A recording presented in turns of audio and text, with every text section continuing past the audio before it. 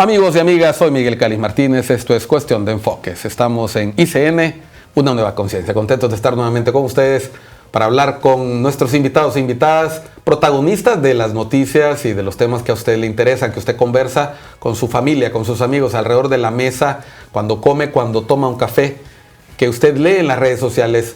Por cierto, le recuerdo ver las redes sociales de ICN, ICN.digital. En X, antes Twitter, en Facebook, en Instagram, en TikTok, y también seguir la página web www.icndigital.com. Estamos contentos, como les decía, de estar nuevamente con ustedes. Hoy vamos a hablar, como siempre, vamos a conversar con nuestros invitados. Hoy tenemos una invitada especial, es la psicóloga clínica Patricia Macay o Mackey. Macay Alvarado. Macay Alvarado, bienvenida. Un placer, Miguel. Bienvenida. Gracias por aceptar venir en una fecha en que mucha gente todavía se está despertando de la farra del 31 de diciembre. Prima, hay gente que la sigue toda la semana, ¿verdad? Creo que es uno de los grandes problemas de Honduras, precisamente no saber cuándo terminar la farra, cuándo terminar la fiesta. Sí. Gracias, Patricia. Patricia es psicóloga clínica, tiene una cantidad impresionante de posgrados y especialidades, pero lo más interesante es una persona muy amena. Usted la va a conocer hoy, si no la ha visto en otros medios de comunicación. Vamos a conversar con ella, no sobre lo que todo el mundo habla en esta fecha, porque todo el mundo empieza a hablar de metas, de qué vamos a hacer en el año 2024. Si usted quiere hacer eso, hay un montón de lugares en internet para hacerlo. Vamos a hablar de un tema mucho más desafiante, ¿verdad? En el país hay incertidumbre.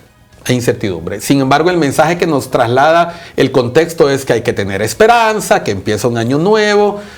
¿Cómo podemos afrontar con la adecuada actitud los hondureños estos desafíos que nos rodean a diario?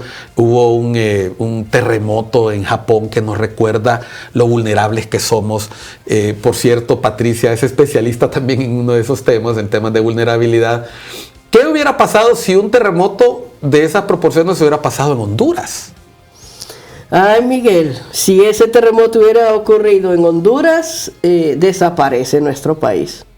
Yo me fijé que los edificios allá se movían con mucha cadencia. La arquitectura de Japón es en consonancia con el ambiente y todas sus construcciones son antisísmicas y con una tecnología muy avanzada, con una cultura de prevención que obviamente no es la nuestra.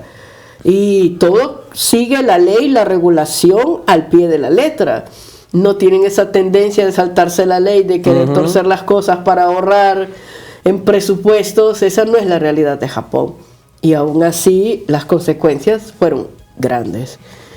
¿Siguen contando muertos en Japón? Oh, sin duda alguna. En tema de desastres, tenemos una variable entre muchas, que es la vulnerabilidad. La vulnerabilidad que es literalmente la base de la que partimos, de cuán listos estamos para afrontar, para resolver o para prevenir un desastre. Obviamente nosotros somos intensamente vulnerables. Somos frágiles, somos vulnerables y sin duda alguna no tenemos el mejor de los urbanismos. De hecho, tenemos uno de los urbanismos más defectuosos del planeta. La zona norte, la semana pasada, par de lluvias, inundados. Claro, y sumemos las variables culturales. Lanzar la basura al suelo. Todos los restos a los ríos, a los desagües. Aquí no hay cultura de mantenimiento. En estos países todas las semanas las aguas negras están siendo drenadas, se mantienen los desagües limpios. Y hay una política de manejo de residuos impresionante, que obviamente tampoco es la nuestra. El tren de aseo tampoco pasa a la misma hora todos los días en una colonia, por ejemplo. Si pasa martes, jueves y sábados y se da un horario a las 5 de la mañana, esto rara vez ocurre, van pasando a las 10, a veces a las 2. Todas estas variables nos hacen ser tremendamente vulnerables y las variables culturales son fuertísimas, más allá de todas estas variables físicas de suelo, de relleno, de construcciones en áreas no habitables, los deslaves, los derrumbes, soterros, etcétera, tantas cosas que somos realmente Aquí la pregunta es más bien cómo estamos vivos los hondureños, ¿verdad? ¿Cómo es que nuestras comunidades subsisten? Resiliencia, le dicen. Correctamente. Tenemos una capacidad natural de resiliencia y como nuestra especie humana, una alta capacidad de adaptabilidad.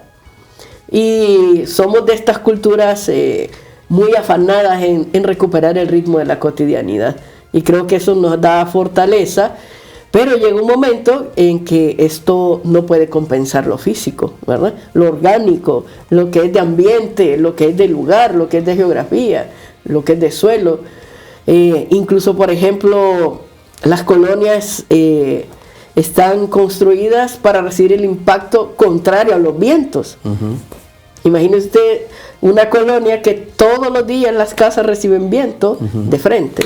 En un huracán, en un fenómeno de estos lluviosos intensos, con vientos acelerados, todas esas casas se vienen abajo. Por eso no debe extrañar que tanto rótulo caiga cuando hay vientos huracanados aquí. Correctamente, y eso es lo que se llama el urbanismo, toda esta planificación de cómo colocar estratégicamente las distintas construcciones, ya sean viviendas, negocios, centros comerciales, etc.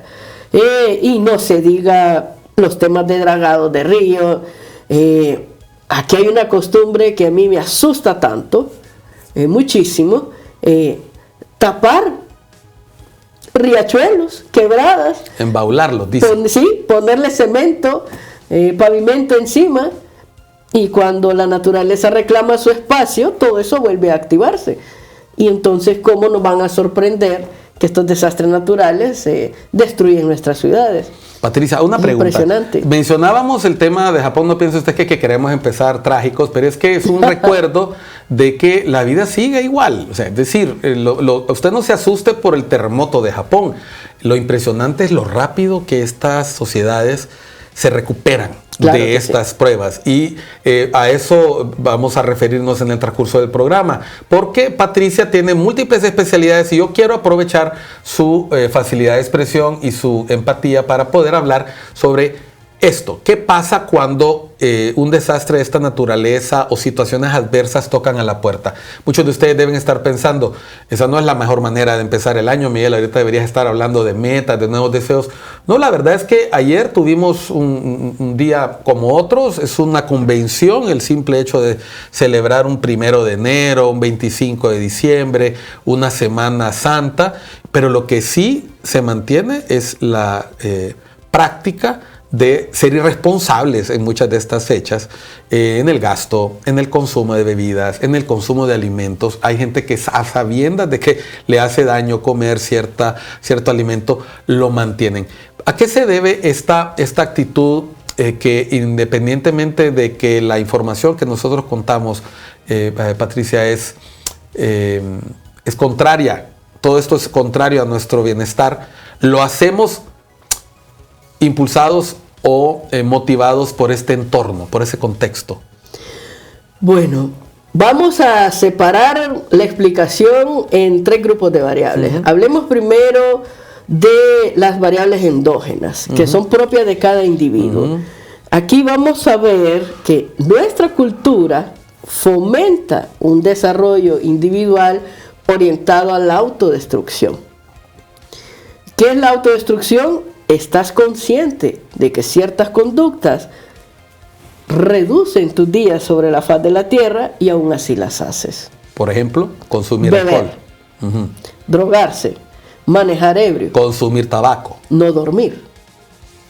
Un cigarrillo, por ejemplo, le quita a usted 7 segundos de vida a sus neuronas.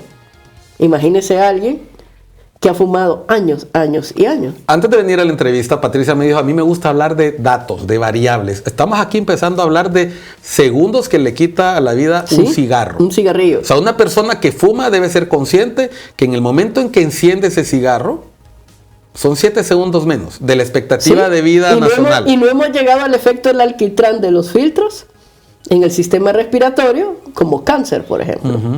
O sea, fumar es de las conductas más autodestructivas. Pero la conducta más autodestructiva de todas, que por lo general no tomamos en cuenta, es no dormir 6 a 8 horas diarias. Nuestra cultura es afanada de que es gallo, poderoso y popular. El que se desvela. El que se desvela. El que parrandea, el que no duerme, el que bebe, el que fuma, el que tiene una cultura de excesos, ¿verdad? Entonces es el insigne, el popular y que todo el mundo quiere ser como esta persona. Y esas son conductas. El alma de la fiesta. Ese es el alma de la muerte, porque vas a durar menos. No, el alma de la fiesta. El alma de la fiesta se puede reír, contar chistes, come, se divierte, puede beber con cierta moderación, pero nunca va a perder su control conductual, ¿verdad? Ni su conciencia. Y va a ser una persona sana mentalmente, responsable consigo mismo y con su sociedad. Si sabe, dice, ya tomé 7 cervezas, estoy un poco ebrio, tú que no has tomado, conduce a casa. Y con eso ya se evita un percance en la calle. Correctamente. Pero nuestra cultura es no, usted le dice a alguien, no es recomendable que conduzcas en ese estado. Más bolo he conducido y llego mejor a la casa. Ese es el tipo de expresión. Y empieza a contar las hazañas. Exactamente. Y yo digo, pues agradece que las divinidades te han cuidado porque esas son circunstancias endógenas, las del individuo, que promueven la cultura. Y se mezcla con la cultura. Entonces hacen una persona autodestructiva, ¿verdad? Que lo que ostenta son conductas que le reducen su vida en vez de prolongarla, en vez de conservarla o de potenciarla. Las exógenas son totalmente sociables. Las que están afuera de nosotros. Sí, están afuera de nosotros y son moldeables por nuestra comunidad local, por nuestra cultura local.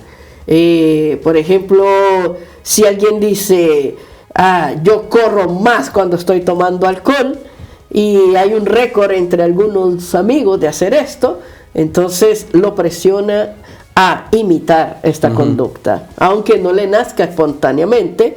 Esta presión de cultura inmediata, ¿verdad?, de costumbres inmediatas del entorno muy local, hacen que el individuo ostente este tipo de conductas.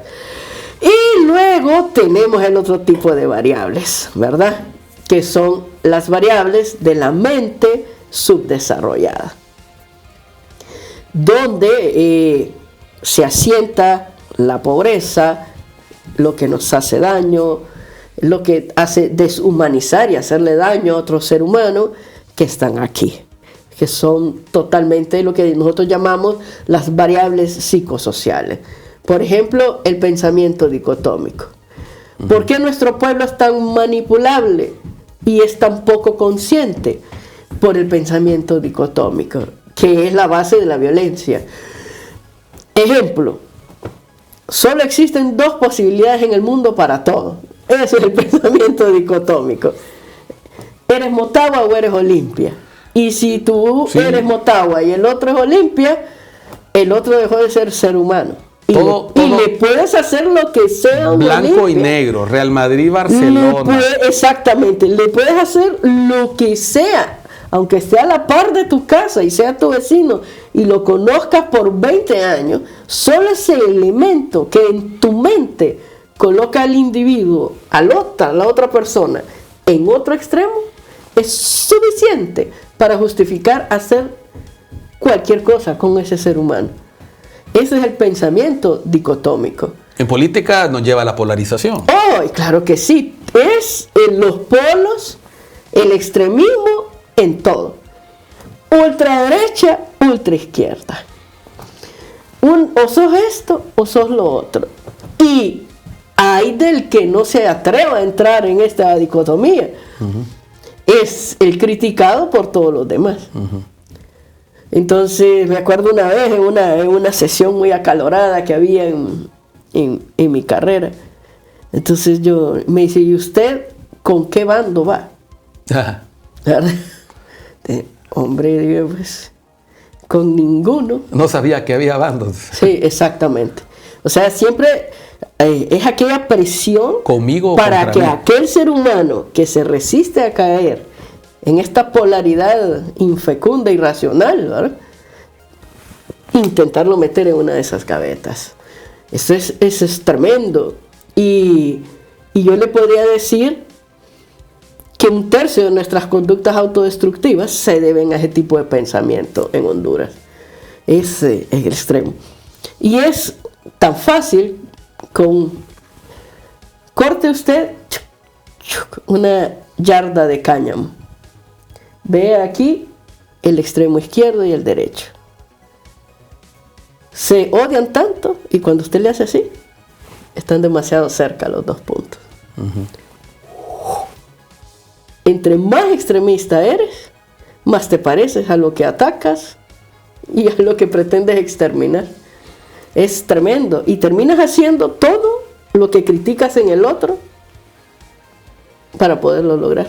Miren lo que estaba mencionando Patricia. Vamos a volver después de una pausa para comentar cómo este tipo de condicionamientos afectan la salud mental de los hondureños y las hondureñas, porque aunque la época es propicia para tener buenos deseos, tener la mejor de las actitudes, nos encontramos con conductas y patologías totalmente diferentes. Hay depresión, aumentan los suicidios, sin duda, aumentan los problemas, la violencia intrafamiliar. ¿Por qué ocurren este tipo de situaciones precisamente en estas épocas? ¿Por qué se acentúan en los momentos festivos? ¿Es por los elementos que acaba de mencionar Patricia o hay otros factores que fomentan e inducen estas conductas? Volvemos a Cuestión de Enfoques después de unos minutos. Soy Miguel Cáliz Martínez, hoy con Patricia Macay. Ella es psicóloga clínica, especialista en la conducta humana. Ya volvemos.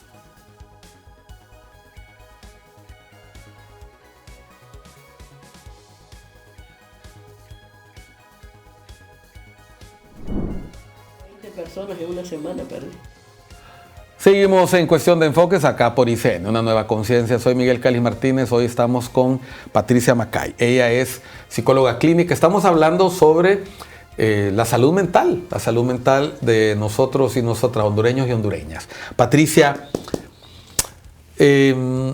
condiciones que facilitan o afectan más a las personas en estas épocas, mencionábamos. Pero hay un efecto acumulado de circunstancias que hemos vivido en este país que nos han hecho decir a varios que los hondureños vivimos de shock postraumático sin tratar desde hace mucho tiempo. Aquí tuvimos un Mitch que nos hizo temerle a cualquier tormenta. Tuvimos conflictos políticos, los golpes de Estado del pasado, el del 2009, tal vez el más parecido sea el del 63, aunque no fue tan virulento como el del 63. Pero luego tuvimos la crisis postelectoral del 2017 y para rematar todo este tipo de situaciones climáticas que son cíclicas en la costa norte, la pandemia. ¿Qué efecto ha tenido? Además de estos factores que mencionábamos, endógenos, exógenos y psicosociales, y además estas situaciones que nos rebasan como seres humanos, en el caso de los hondureños y hondureñas, ¿qué efecto han tenido en la salud mental de nuestra población? Qué pregunta tan interesante, larga de responder. Voy a intentar con datos nuestros hondureños dar respuesta. Yo sé que no es sencillo, yo quiero que la gente entienda porque usted lo vive, lo sobrevive, somos resilientes, pero no sabe qué tanto nos han afectado. Bueno, voy a comenzar con el principio del ciclo vital. Hablemos de niños y adolescentes. En esta población tenemos que comprender que la adolescencia es la etapa evolutiva en que la relación con los otros es más importante que nuestra relación con nuestro núcleo familiar. Nuestros referentes son nuestros coetáneos.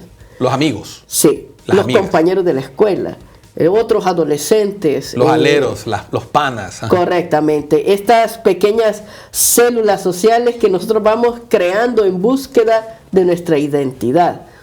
Y una identidad que a veces se puede asentar en separarnos un poco a parecernos a nuestros padres. ¿Qué ocurrió con estos chicos? Casi 2 años encerrados recibiendo clases por internet. Los que recibían. Los que recibían, así es. Muy bien, ¿qué pasó? Las relaciones virtuales no son exactamente a las relaciones presenciales. Otras dinámicas se dan en presencia que no se dan en la virtualidad. Esta carencia generó en ellos la pérdida de habilidades y destrezas sociales.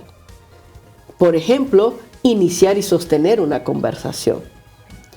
Poderle dar la mirada a alguien y sostenerla sin sentirse intimidado. Poder ofrecer un punto de vista sin temor a ser criticado. Poder introducirse a un grupo nuevo de personas sin vivirlo como un tema de ansiedad, sino como algo muy cotidiano. Todas estas habilidades sociales se perdieron en estos chicos por más de 1 año y medio encerrados, ¿verdad? En clases virtuales o luego en un proceso de adaptación híbrido, mitad virtual, mitad presencial. Cuando ellos retornan, por ejemplo, muchos de ellos sufrieron los duelos sociales, eran estrellas en sus círculos sociales. Cuando regresan después de la pandemia, todo esto adquirido, que no es tangible, se había perdido.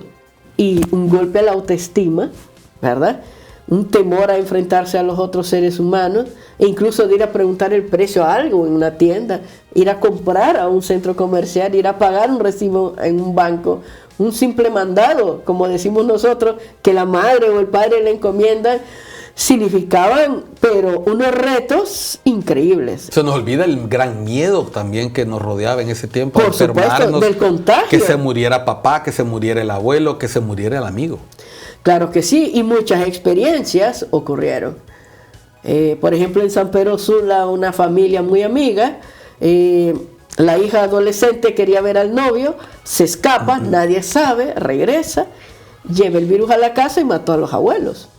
La culpa que vivía esta señorita era una cosa tremenda, y los otros adolescentes que conocieron esta historia, traumados en diferido. Y de eso quiero hablar. De hecho, se está hablando que para el próximo DSM-6, o sea, el próximo manual de los trastornos mentales de la Asociación Americana de Psicología, que no es solamente norteamericana, sino que las comisiones de la APA están integrados por científicos de todo el mundo, están postulando un nuevo trastorno de estrés postraumático. El trastorno de estrés postraumático es diferido a raíz de esta pandemia. O sea, que te traumas y vives el trauma como que la circunstancia está ocurriendo en ese instante, con el hecho de que personas cercanas te hayan contado sus experiencias y no haberlas vivido directamente el trauma. Esto no ocurría antes en nuestra sociedad. Se le llamaban pseudocrisis, ¿verdad? O, por ejemplo, conocíamos las histerias colectivas, pero no conocíamos un estrés postraumático sin haber vivido directamente la experiencia. A ver, para entenderlo bien, eso significaría que yo me reúno contigo para tomar café y tú me cuentas una historia y yo termino afectado por la historia que me contaste. Correctamente. Y porque el medio te está reforzando constantemente con lo que tú ves en los medios, con lo que ves en tu vecindario, en tu familia, que el trauma que vivió otro es real y que el peligro es constante y que no se ha eliminado. O sea, no estamos hablando de cuentos, o sea, pudimos verlo y vivirlo posiblemente. Ajá. Y me recuerda a mis propias experiencias o mis propios miedos. O que, por ejemplo, la fragilidad humana. Por ejemplo, si hablamos de psicología, de los primeros movimientos de psicología de Sigmund Freud, el psicoanálisis clásico, uno de los científicos, Murray, por ejemplo, que desarrollaba pruebas proyectivas en el psicoanálisis, descubre que uno de los principios motivadores de la conducta del ser humano es lo que se llama el temor a la muerte prematura. Que los seres humanos podemos modificar nuestra conducta y movernos en nuestras acciones en base a este temor a la muerte prematura. Sin duda alguna, la pandemia vino a acentuar este temor a la muerte prematura, ¿verdad? Y si, por ejemplo, antes algunas madres eran sobreprotectoras, esta pandemia vino y les reforzó esto, y entonces tienen a los niños y a los adolescentes muy encerrados. De paso, la violencia del país, la inseguridad que va en aumento, refuerza esto en madres y padres y tienen casi cautivos a sus hijos en sus casas, de las casas a las escuelas, de las escuelas a las casas, y estas habilidades sociales, estas fortalezas psíquicas, ¿verdad?, de convivencia, vamos a tener, y lo estamos experimentando, generaciones muy frágiles en este tema. 3 años, 4 años después de la pandemia, en este tiempo, en el año 2020, 19-2020, estábamos empezando a escuchar noticias de un virus que había en China. Y luego en marzo, encerrados. Así es. Vamos a cumplir 4 años de este incidente. 3 años de este incidente. ¿Qué efectos podemos ir conociendo, evidenciando en nuestra salud mental que son consecuencia de lo que vivimos hace 3 años? Bueno, ¿qué descubrimos nosotros? Yo formé parte, junto con Mauricio Velázquez, Alan Meoñez, Sandra Galindo, de los primeros psicólogos voluntarios que durante 1 año trabajamos gratuitamente atendiendo llamadas de todo el país, incluso hasta del exterior, porque la ansiedad y la crisis que había psicológica a raíz de la pandemia fue intensa. Una línea de auxilio. Sí, una línea de auxilio, teníamos 4 teléfonos filtros, nos turnábamos, nos pasaban las llamadas de ese teléfono filtro a la persona. ¿Cuántas llamadas recibían diario? Una semana que yo atendí 256 llamadas. Después hablamos de la profilaxis de la psicóloga ahí para poder superar ese Sí, por eso teníamos turnos en que no siempre estábamos activos todos los días. Organizamos toda una estrategia. Deben haber escuchado historias impresionantes. Impresionantes, de todo tipo. Eso hace 3 años. Increíblemente, ¿qué esperaba yo en primer lugar que apareciera? Todos los trastornos de la ansiedad debido al miedo al contagio o a la muerte de nuestros seres queridos por el COVID. No fue esa la primera llamada. No, la primera llamada. Eso es lo obvio, ¿no? Sí, era lo de esperar, que correspondía inmediatamente al estímulo ofrecido a la sociedad. Pero no fue así. Las primeras llamadas fue el aumento de la violencia intrafamiliar.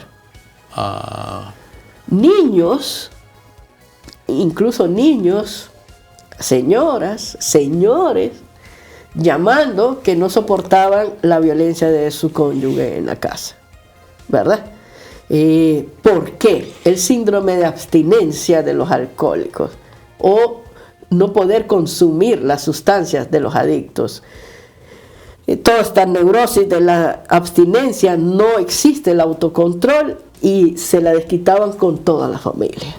El no poder salir a beber, no poder salir a drogarse, no poder salir a ver a sus otras parejas sentimentales.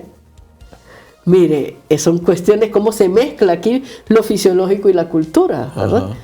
Y entonces esto aumentó los conflictos, rivalidad fraterna, hermanos casi matándose, ¿verdad?, dentro de las casas. Fue tremendo. Esas fueron las primeras llamadas.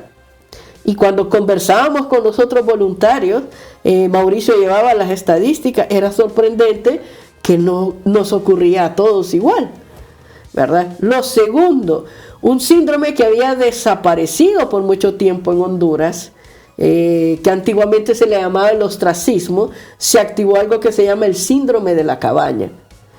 O sea, yo solo me siento seguro en mi nicho bacteriológico, en mi ambiente, y ya ni quiero salir de mi casa. No por miedo, sino porque es la matriz de mi seguridad personal. La gente se volvió ermitaña. Sí, y con poco interés de socializar con otras personas. Era la excusa perfecta para no socializar. Sobre todo, esto lo vimos en las personas mayores de 45 años, ¿verdad? El síndrome de la cabaña. O sea, nos acostumbramos a pedir todo a domicilio. El supermercado, la comida, todo. Aún ahora que no hay pandemia, hay personas que no han vuelto al ritmo anterior de acercarse a hacer estas cosas presencialmente. Se quedaron encerradas en sus casas, personas que solicitaron continuar en trabajo virtual, que no quisieron regresar al trabajo presencial y que siguen consumiendo y abasteciéndose de esta manera. El síndrome de la cabaña, el segundo. Tercero, al no haber trabajo presencial, muchas empresas quebraron y esas empresas no han vuelto. Los hondureños siguen en alto desempleo y esa crisis de no tener un empleo, de no tener un ingreso mensual, de no poder cumplir con el rol de proveedor con su familia, generó un incremento significativo en la depresión de las personas en edad productiva. Ya estamos hablando de juventud, de madurez y de adultez mayor. Increíble. Asfixiados por las deudas, asfixiados por los préstamos, los bancos y las tarjetas de crédito llamando más de una vez a todas estas personas. Llegó un momento en que se sintieron asfixiados, y muchos de ellos, de los cuadros depresivos, que están separadas la familia de los trastornos depresivos con los bipolares, que luego hablaremos de esto, estas personas experimentando un episodio depresivo mayor llegaban al intento suicida.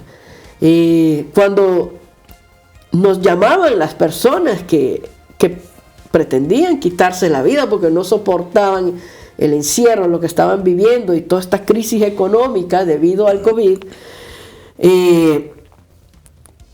pude percibir, y la mayoría de nosotros también lo percibimos en conjunto, que las personas buscaban una salida permanente para una situación. Y como la situación se prolongó tanto tiempo, entra lo que se llama la lipotimia, la cognición, la construcción del pensamiento que lleva a la desesperanza. Entonces, si dentro de un mes mi vida no va a ser diferente, nosotros somos cultura de inmediatez. Nosotros somos cultura de la supervivencia. Manejarnos en un plano de mediano plazo, largo plazo mentalmente es muy difícil para el hondureño. El hondureño está programado. Coyol quebrado, coyol comido. Correctamente. Entonces, vivir una situación tan prolongada en tiempo y en condiciones adversas, nuestra mente no estaba preparada para eso, y llevó a muchas personas a realizar intentos suicidas, que siguen en aumento hasta hoy día. Miren qué interesante lo que dice Patricia. Nosotros estamos reconociendo ya efectos postraumáticos de la pandemia. Ella nos está contando las primeras experiencias cuando les tocó atender, junto con colegas como voluntarios, líneas para atender llamadas de personas que, preocupadas por lo que estaba ocurriendo, necesitaban ayuda. Y lo que aumentó, en primer lugar, la violencia intrafamiliar, pero luego muchas otras prácticas de encierro, de pérdida de habilidades sociales. Vamos a conversar un poco sobre cómo los efectos continuados de la pandemia y otros eventos pueden estar afectando la salud mental de los hondureños de una manera que hay que atender, y que hay que atender de manera individual, pero especialmente de forma colectiva. Volvemos a Cuestión de Enfoque después de unos mensajes. Hoy estamos con Patricia Macay, ella es psicóloga clínica. Volvemos a ICN, Una Nueva Conciencia.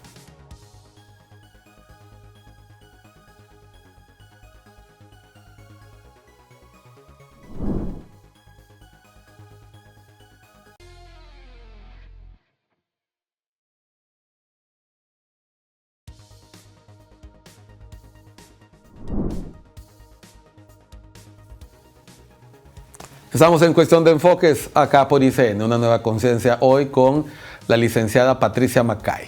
Ella es psicóloga clínica, especialista en distintas áreas del comportamiento humano, y estamos conversando sobre el estado de salud mental de los hondureños y hondureñas. No para el 2024 ni para el 2025. Estamos hablando del contexto en el que nos movemos los hondureños y hondureñas en todo momento, y que venimos arrastrando de los últimos años por eventos traumáticos como la pandemia.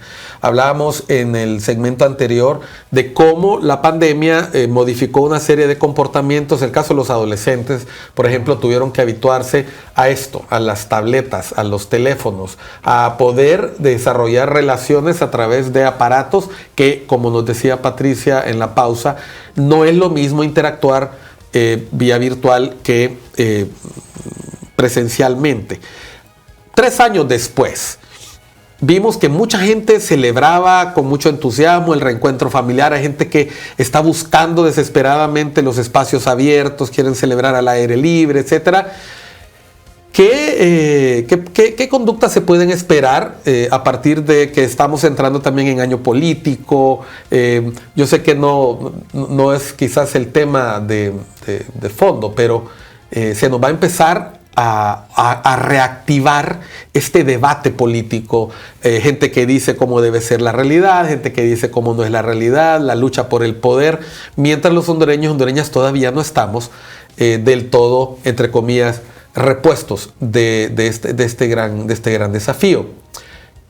¿Qué es lo que se recomienda a las personas en este caso? ¿Buscar ayuda profesional o también hay acciones que pueden desarrollar en su casa para darse cuenta si hay algo que les está afectando y que ellos no supieron? Y no estoy hablando de automedicarse, ¿va? No, Miguel, pero su pregunta es muy interesante. Es la primera persona que me hace esa pregunta y le agradezco que la haya hecho, me ha dado oportunidad de hablar. Yo converso con todo tipo de personas. Yo soy profesor en la universidad, platico con gente joven, con profesionales de distintas especialidades, platico con mis pacientes que son niños, adultos mayores, adultos, etc. ¿Todas las edades? Todas las edades, sí. Hombres, mujeres. Exactamente. Y de hecho, por ejemplo, yo inicio mi carrera atendiendo mujeres víctimas de violencia.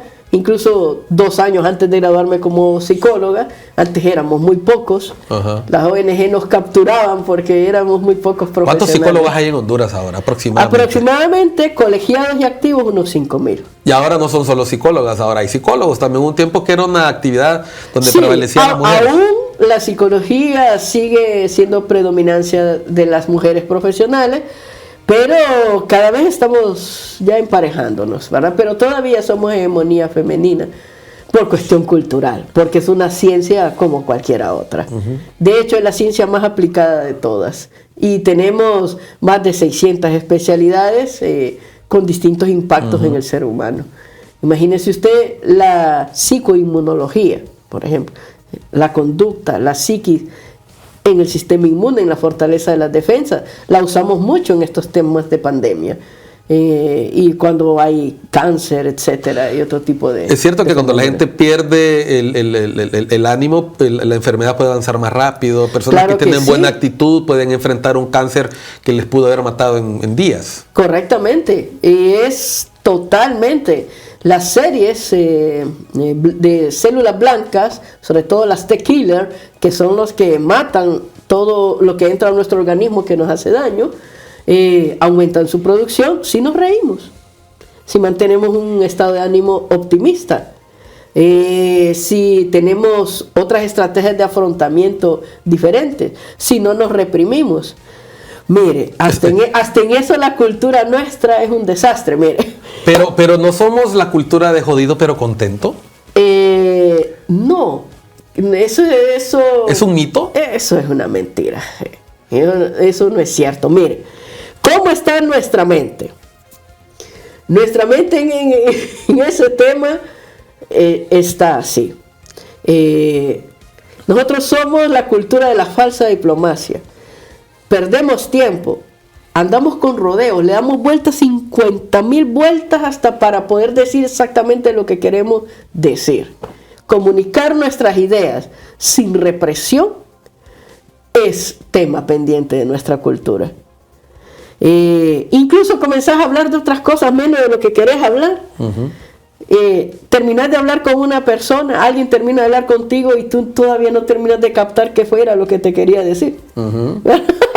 Bueno, de hecho... ¿De qué se trata la conversación que tuvimos? De hecho, mencionábamos, o sea, esa es una buena oportunidad para, ¿cómo podemos hacer los hondureños ahora que empieza este año, que nos van a empezar a confrontar con todos estos desafíos? Porque el optimismo es fácil mencionarlo, pero ¿cómo vivirlo en la vida diaria? Bueno, nosotros tenemos que considerar qué variables forman parte de nuestro control personal y qué variables no lo son. Ejemplo, las personas que no aceptan que no pueden controlar todo viven un elemento que se llama frustración. Y la frustración genera violencia, comportamientos explosivos e indebidos y que riñan con la convivencia sana de la sociedad, en sociedad. Mire, por ejemplo, yo me puedo levantar, de hecho yo me levanto a las 4:30 de la mañana. Doy mi primera asignatura a las 7 de la mañana en la autónoma. Me levanto temprano, hago mi desayuno, preparo mi ropa, estoy lista para salir de casa, siempre 40 minutos antes de ir a mi trabajo. Llego temprano, entre comillas, pero me encuentro unos manifestantes y me cierran el carril donde tengo que pasar. Y hablo con el señor manifestante y le digo, estoy a 3 cuadras de entrar a la universidad, mis alumnos me están esperando a las 7 de la mañana, ¿me deja pasar, por favor? Aquí no pasa nadie. Y te repite una consigna. Y a veces con insultos de por medio también. Sí. Entonces yo respiro profundo y digo, esta no es una persona para intentar razonar. Si ya me repite una consigna, es una persona programada. Yo no voy a poder entrar en comunicación. Entonces agarro mi teléfono, filmo y les digo, estimada jefa, estimados compañeros, estoy en esta pasando fila, esto. yo no voy a poder llegar temprano, pero yo no me voy a bajar a pelear, ni a agarrarme a golpes, ni a insultarlo con palabras. O sea, Patricia puede controlar, mandarle excusa, exactamente, decir, pero no puede pasar. ¿No? ¿Por qué enojarse? ¿Por qué darle duro al pito y enojarse, bajarse? Aumentar el clima de tensión para afectar más a las personas que me rodean no es mi objetivo de vida. Mi profesión es todo lo contrario. Yo lo que quiero es que estén bien, ¿verdad? Entonces, yo no me voy a bajar con un garrote o con un arma o insultarlo para ver si la cantidad de insultos que yo doy va a modificar que exista o no una manifestación. Eso yo no lo puedo controlar. Entonces, yo estoy consciente de qué variables en mi existencia sí están en mi control y cuáles no. Cuando usted se conoce y sabe, también conoce su entorno, no solamente su interior, y sabe qué de estas variables están bajo su control, pues usted es otra persona, una persona racional, ¿verdad? No una persona reactiva que se molesta y va a confrontar, ¿verdad? ¿Qué gano yo con eso? Nada. Yo intento razonar, no lo logro. Aumentando el clima de violencia y de tensión, no voy a lograr nada. Entonces miren, y transmito, y ahí me están viendo, miren, llevo 15 minutos, una vez así decía, llevo 15 minutos parada, llevo 30 minutos parada, llevo 40 minutos, ahora queman llantas, ahora tiran fuegos artificiales, ahora están aventándose piedras. Entonces, narrando los hechos. Sí, exactamente. Y me dicen mis compañeras, ay Pati, no se preocupen, yo estoy bien, pero el problema es que no puedo llegar. Llegué tardísimo, no pude dar mi primera hora de clase. Y no fue mi culpa. ¿Me sentí frustrada? Sí, me sentí frustrada un poco. Porque hice todo lo necesario para que eso no ocurriera, pero no puedo evitar algunas cosas. Usted hablaba muy bien, el clima político. Cuando a mí me dicen, ya comienzan de nuevo 2 años de campaña electoral, hago así, ay, comenzamos otra vez. Y eso es lo que la mayoría de la gente que trabaja, que tiene un tiempo ocupado, que tiene que llevar niños a las escuelas, todas estas personas, y tienen miedo de decirlo, que usted dice bien, tienen miedo hasta de quejarse de esas cosas. Entonces me decía, me dice una vez una estudiante, licenciada Macay, usted no debería decir estas cosas. ¿Por qué? Porque hay gente que se puede molestar. Pues que se moleste. Yo vivo en un país libre, si yo me guardo estas cosas me puedo enfermar. Voy a desencadenar una serie de trastornos psicosomáticos. Ejemplo, ¿por qué nuestro pueblo es un pueblo enfermo? Además de la desnutrición, además de que no hay acceso a la salud. Y peor, a la salud mental, que son tareas pendientes y que cada vez se acrecenta la ausencia de oferta para atender estas necesidades de salud. Mire, ¿qué le pasa a nuestro pueblo? Atiborran, perdóneme el lenguaje de calle, atiborran, saturan colitis, colon irritable, úlceras pépticas, asma tensional, migrañas, ataques de pánico que simulan ataques del corazón, ahogamiento, infartos, y llegan a las emergencias y el doctor le dice, usted no tiene nada. Pero ¿cómo? Si yo siento que me estoy muriendo, que me está dando un ataque del corazón, ¿cómo me dice usted que yo no tengo nada? Y le dije, señor, porque por lo general son de sexo masculino, los ataques de pánico son más frecuentes en el sexo masculino. Y me siento que me estoy muriendo, como me dice usted que yo no tengo nada en el corazón. Bueno, todo eso que yo le estoy diciendo se llaman trastornos psicosomáticos. El impacto de la salud mental fraccionada, dolida, en la salud de nuestro metabolismo. Entonces tenemos, mire, aquellos niños con asma tensional en sexo masculino, las niñas con colitis, con estreñimiento, y los médicos dicen, aquí no hay bacteria, aquí no hay hongo, y aquí el estrés es en el hogar. Y no solamente en el hogar, en la escuela, en la calle. Perciben esa polarización. Mire, una fuente de estrés, y cómo le dices que no es cierto si la realidad te dice que sí es así. Salir de casa y llegar invicto, que no te hayan robado, que no te hayan chocado. Me decía una señora, cada vez que yo salgo de la casa, yo rezo, licenciada. Y le digo, ¿y qué es lo que le produce tanto temor? Rezo porque una bala perdida no me mate. Rezo para que no me asalten.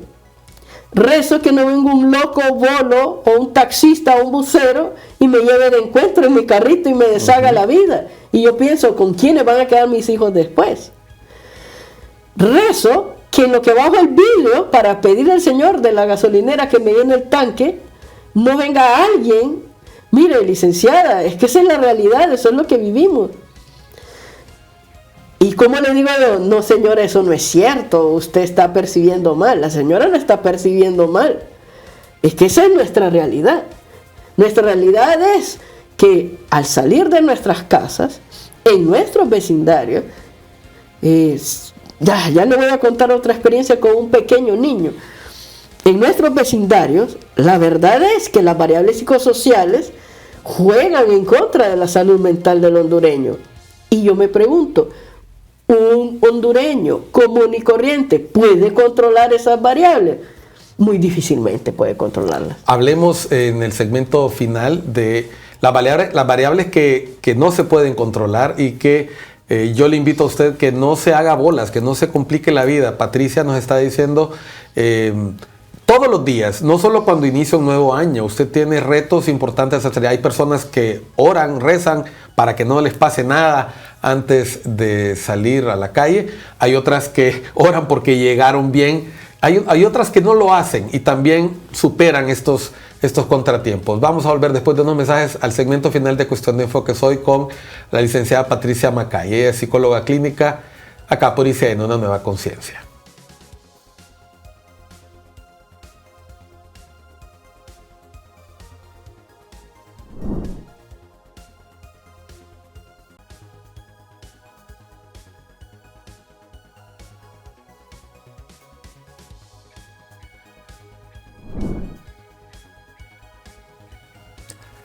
Seguimos en Cuestión de Enfoques hoy con Patricia Macay. Ella es psicóloga clínica. Estamos hablando sobre el estado de la salud mental de los hondureños y hondureñas.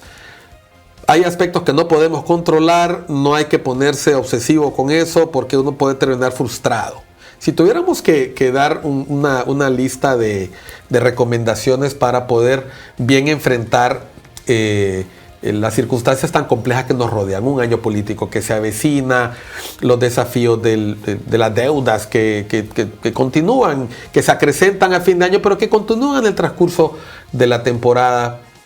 ¿Qué podemos hacer para mejorar nuestra vida y nuestro entorno, Patricia? Como hondureños, como hondureñas. Mire, comencemos con conducta. Creo que la mitad de las cosas que necesitamos cambiar para poder avanzar y ser una mejor sociedad comienza con el respeto. El respeto. El respeto, una palabra tan simple, tan común, pero llevarlo a la práctica es difícil. El cumplimiento de la ley va añadido a nuestro ejercicio primario del respeto. ¿Qué ocurre? ¿Cuántas veces no nos quejamos que en Honduras existe la doble moral? ¿Verdad? Que si yo lo hago está bien, pero si lo hacen los demás está mal. Bueno, esa es la doble moral. Todo todo esto tiene su base en la falta de respeto. Si nosotros somos los primeros en educar a nuestros hijos y en practicar el respeto, esta cultura comienza a transformarse poco a poco. Y no tenemos que excusarnos en frases como todo mundo lo hace o solo lo he hecho pocas veces, ¿verdad? Entonces, así decimos siempre. Eso significa... Nadie se va a dar cuenta. Eso significa, exacto, eso es perpetuar la cultura que nos está llevando cada vez más al abismo. Entonces, mire, le voy a poner un caso. Ustedes se van a reír, pero le digo porque a mí me pasó. Un abogado que conoce las leyes, que sabe que es ilegal ir a tapar los garajes de sus vecinos con su auto, teniendo 2 estacionamientos, y eran 2 autos, tenía uno en su estacionamiento y el otro estacionamiento vacío, y me va a poner el carro frente a mi garaje y yo no podía salir. Abogado, usted va a decir que es por desconocimiento de la ley que lo hace. No, es falta de respeto. Correcto. Porque la falta de respeto es una práctica cultural. Cuando yo me quejo en el chat de los vecinos, él dice: esta no es la manera de reclamar, esto solo ocurrió pocas veces. Entonces yo le dije: esas pocas veces yo no pude ver a mi paciente, no llegué, y el paciente se suicidó. Nunca llegué a conocerlo. Él pidió hablar conmigo. ¿Qué tal si yo hubiera llegado a hablar con él y hubiera podido salvar su vida? Pero no lo sabré, porque gracias a su mala crianza de dejarme el automóvil estacionado y que yo era nueva en el vecindario y yo no sabía Qué fuerte historia, Patricia. ¿Y reaccionó el abogado después de eso? Pues no lo sé. No lo sé, porque la queja de él es que ocurrió pocas veces y que yo digo que ha ocurrido muchas veces. Yo no me estoy refiriendo al número. Precisamente esa es la cultura hondureña que nos está llevando a la desgracia, ¿verdad? O sea, normatizar la falta de respeto, el no cumplimiento de la ley, y que si ocurre una vez o ocurre poquito, está bien. Con solo cambiar ese contenido cognitivo, porque nosotros primero pensamos, luego sentimos y luego actuamos. Si cambiamos ese pensamiento de que los gradientes en la falta de respeto son admitidos, con solo eso nosotros tendríamos un país grandioso, unos seres humanos evolucionados y enfocados en nuestro propio desarrollo personal y en el desarrollo de la República de Honduras. Créame que si hiciéramos eso, con esa tarea que comencemos a hacer, Honduras sería totalmente distinto. Qué hermoso cierre. Me quedo con el pendiente de hablar un poco con Patricia. Yo no he querido cansarlos a ustedes con estadística hoy. Estamos empezando los programas de este año. Con Patricia podemos hablar de muchos temas. Ella, de hecho, si ustedes se fijaron, fuimos saltando de uno a otro para que usted se dé cuenta que hay una tarea que hacer con nuestros hijos, con nuestros adultos mayores, con las personas que nos rodean, que pueden estar enfrentando ya los efectos postraumáticos de la pandemia, dificultades para interactuar. Hay conductas, acciones que se pueden hacer. Si la gente quiere comunicarse con Patricia Macay, ¿hay algún correo electrónico? ¿Hay algún teléfono? Sí, pueden comunicarse a patriciamacayhn@protonmail.com o pueden escribirme un WhatsApp al 94 78 98 49. Están mis redes, el Facebook Patricia Macay y en Instagram MacayHN. Lo estamos diciendo porque vamos a invitar en otro momento a Patricia, porque mencionó un tema al final del programa que no lo quiero soslayar, y es el suicidio en Honduras, la cantidad de personas que enfrentan desafíos importantes en su salud mental, y que son temas que hay que hablarlos porque es el fin de una situación que puede a veces prevenirse, y que si se encuentran señales tempranas se puede ayudar a nuestros seres queridos. Gracias, Patricia. Un placer, Miguel. Bien dijimos que se iba a quedar corto el tiempo. El respeto. Empecemos con eso. Respete al vecino, respete a sus hijos, respete a su familia, respete a su jefe, respete a sus compañeros, respete a los demás, respétese su salud, respete a los demás. Gracias, Patricia, por tan sabias palabras, y a ustedes gracias por seguir a Cuestión de Enfoques. ICN, una nueva conciencia.